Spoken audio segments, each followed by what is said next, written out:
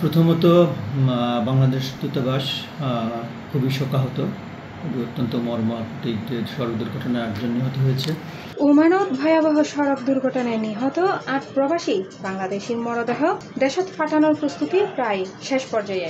সংবাদ শোনার পরেই আমরা দূতাবাস থেকে আমাদের কর্মকর্তাকে ওখানে পাঠিয়েছি। এছাড়া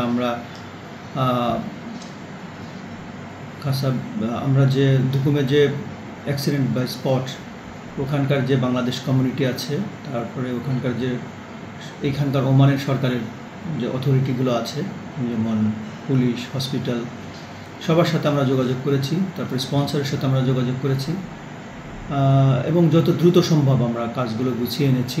ওমান মস্কটত অবস্থিত বাংলাদেশ দূতাবাসের নিরলস তৎপরতায় এই সপ্তাহের মধ্যে মরদেহহীন বাংলাদেশত পৌঁছাবে বলে নিশ্চিত করেছি দূতাবাসের প্রথম সচিব আসাদুল হক।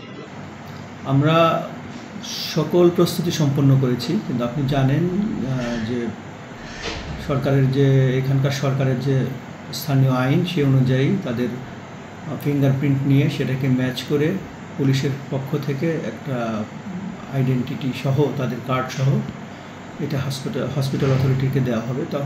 তারপরে তাদের ডকুমেন্টগুলো তৈরি হবে। হৈরাহির অক্টোবরের ৮ তারিখ স্থানীয় সময় বিয়েলে ৩:২০ দিকে রাজধানী মস্কটতুন প্রায় ৬৫০ কিলোমিটার দূরে দুকুম সিদ্রা এলাকাত ভয়াবহ একখান সড়ক দুর্ঘটনায় ৮ প্রবাসী বাংলাদেশি প্রাণ হারাইয়ে। এতে করে ব্যাক মহলতুন দাবি উড়ে বিনা খরচে দ্রুত সময়ের মধ্যেই তারা মরদেহ যেন দেশত পরিবারের হাতে পৌঁছে। বর্তমানেই তারা মরদেহ মাস্কাটের উগ্র হাসপাতালে রয়েছে।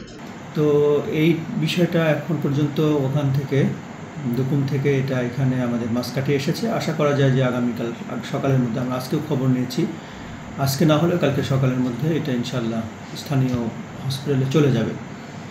ইতিমধ্যে আমরা বিমানের সাথেও কথা বলেছি, তারাও আমাদেরকে আশ্বস্ত করেছে যাতে সবগুলো লাশ একসাথে পাঠানো যায়, সেই বিষয়টা নিশ্চিত করতে আমরা সে বিষয়েও সজাগ রয়েছি। ফলে বলা যায় যে সব কিছুই গুছিয়ে আনা হয়েছে। নাসিল ওমানত দুকুম সড়ক দুর্ঘটনায় ৮ বাংলাদেশির মৃত্যুর বাংলাদেশ দূতাবাস মাস্কাটতুন সর্বশেষ আপডেট।